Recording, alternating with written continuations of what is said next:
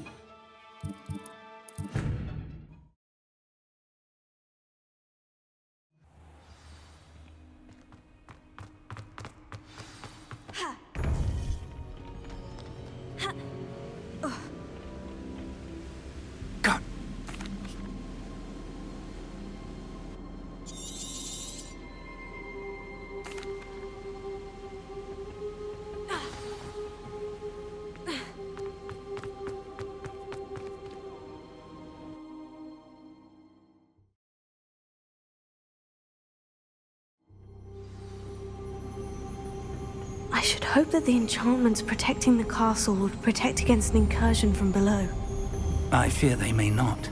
Although, if they don't now, I can assure you they will in the future. Were you able to reach Professor Weasley? I was. Hopefully she and the others will arrive soon. They know where to find the door through which we entered.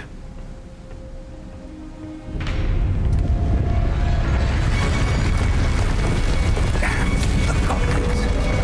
I wonder if Ranrok is here. Let's go.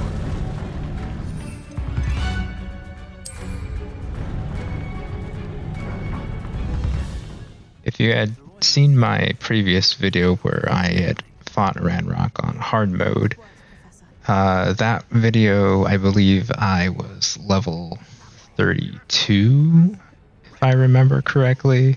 So just keep in mind that I am level 25 this time around, and I'm also not wearing upgraded equipment.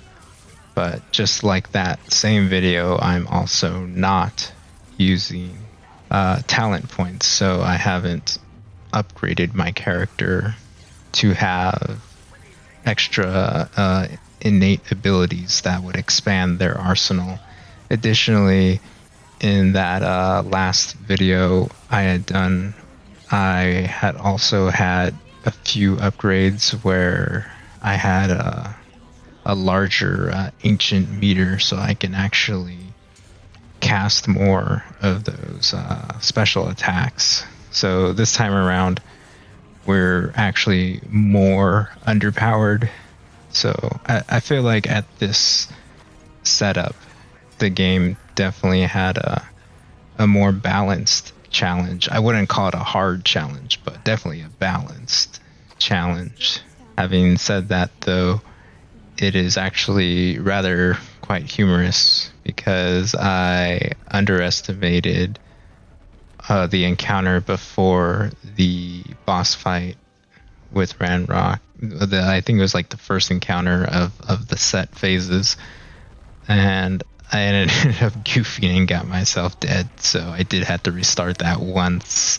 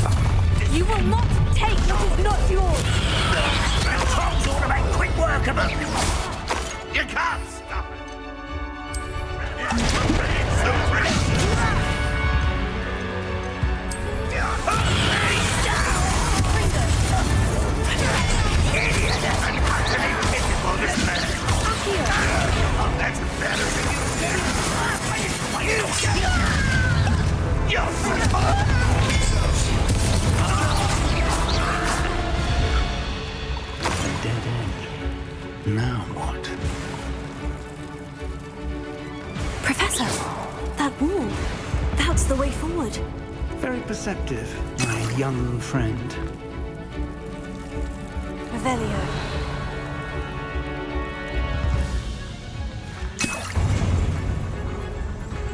It worked. Let's go.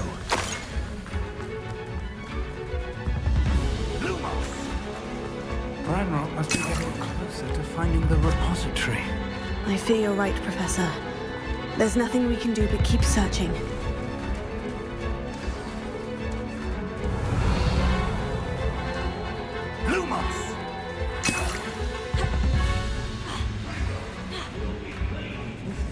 Revelio. And here we are. Here's the part where I goofed, had a bit of a miscalculation. It's good for the laughs, though.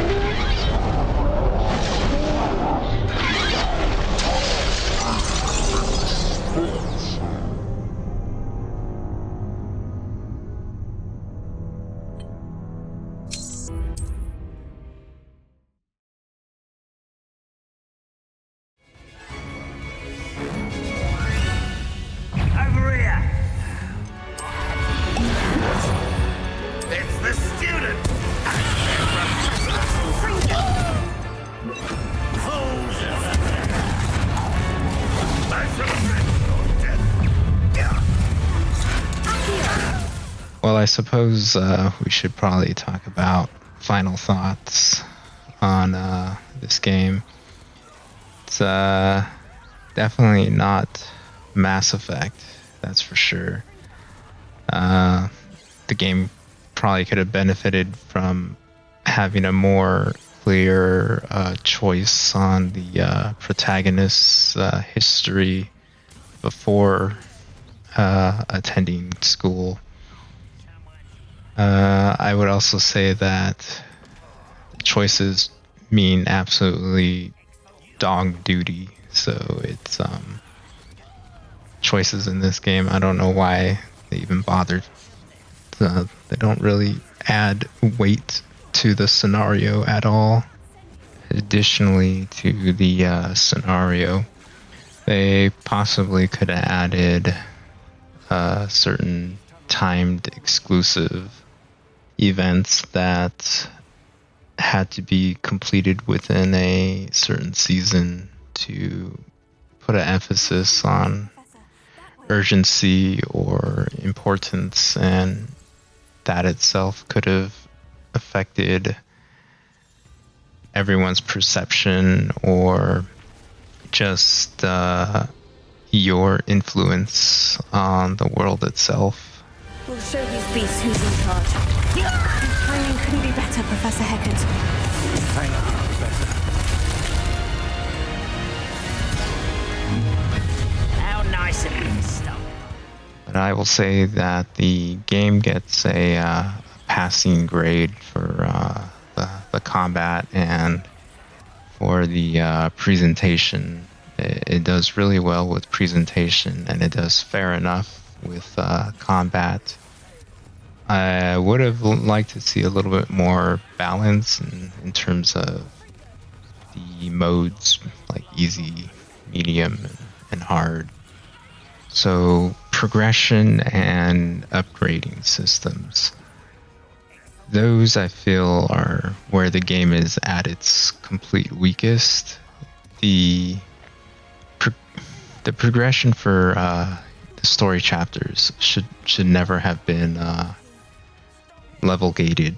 I believe, but that might just be my own personal taste. If the player so desires, or if they feel they're competent enough to challenge themselves, I don't think the game should deny them that. The upgrades they definitely make you feel like really overpowered, but I think that goes with the presentation, because that's what honestly throws off most of the balance to this game is your upgrading system. And it, for better or for worse, it just very early gives you like this overwhelming power once you have access to talents, and by then you're already seeing fairly rare equipment that has bonuses, and then you can easily get to the point where you can put upgrades on these pieces of equipment, and you can just go raid the good camps that have the level 3s or the level 2s and start putting even more power on your gear well before you've like reached the conclusion of the game. So the balance is definitely out of sync, and the random cosmetic upgrade stuff is, I don't know, most of that stuff I feel is pointless. Like Merlin trials were completely useless. I know they expanded your inventory, but I had no reason to need a larger inventory. The only thing that was quite fun to have was the extra magic meter or the ancient meter. But even still, like if you have traits and you're regenerating ancient meter quite often, then just having more of it doesn't really do so much of anything. I had already discussed flight and beast and a bit of the progression of outline of the story and how it could kind of be reassembled to accommodate a more stable and more adventurous kind of progression with beast riding and then flying in general. So you can just go back and watch that if you want to hear that, if you haven't already. But I really think it was just a huge oversight to not have New Game Plus. I found myself quite often in this scenario where I just, ditch the room of requirement. It's completely useless. All this extra space, just useless, good for nothing. The costumes, while it's very enjoyable to like just wear your own thing, none of that gets carried over, and I start over a new game constantly when I was playing and keeping notes on this game. And I really just wish, man, I can New Game Plus not have to use the character creator, just go straight to the beginning and play again, and not have to like delete one of the 4 saves. And it's not really necessary to have all the costumes unlocked, but it's for a New Game Plus, that would have been quite cool just to start and then immediately change into your best robe or something. But just the fact that there is no New Game Plus, that I can't just skip character creator and keep going. And I point to Mass Effect again as just really nailing down this kind of gameplay loop. But that's enough of that, honestly. I've already written a review for the game before this conclusion went live, so you can read that if you want. It doesn't really matter. It's on Steam. Don't worry about it, quite honestly. Make up your own mind about video games. Enjoy the games you love and don't play the games you don't love, is usually what I say. However, I do not feel that this game is Game of the Year quality for 2023. This is definitely a decent game. It is not innovative. It is not, game changer. It is just decent. It doesn't have like very any merits, I would say. And to finish the game off in style as well, I collected all my fail moments from fighting Ranrok with all these imposed limits that I put on myself just to be funny, I suppose. I thought it was quite funny. I actually did not die that many times. I think it was 3-2-3 or 3-3-2. So you fight Ragnarok in phases, and I had goofed up a couple of times on each phase, but it wasn't enough to make the montage that I thought I would have by the time I was done recording the game. So I ended up just reusing my failure dies when I died, and I was just like, oh, maybe they won't notice, but I'm just gonna say it. It's like, because it looks painfully obvious that I reuse footage to make it look like I died more than I have. But so enjoy that, or don't. Just hit the dislike. I don't really care. I thought it was quite funny.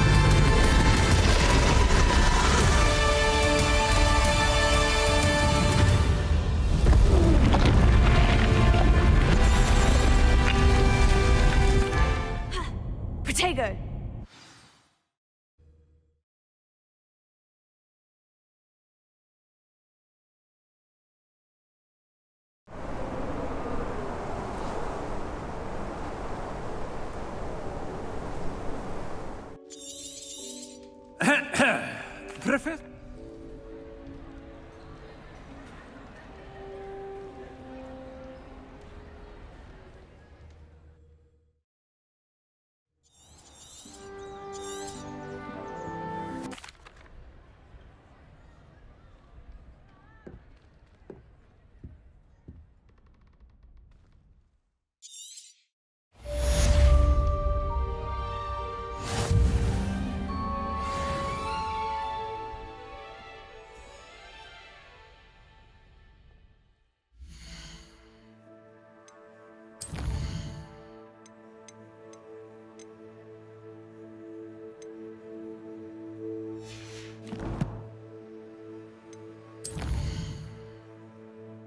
So yeah, thanks again for joining me on this journey.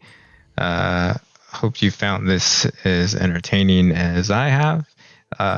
Certainly playing with more limitations has made the experience of playing much more favorable in my opinion.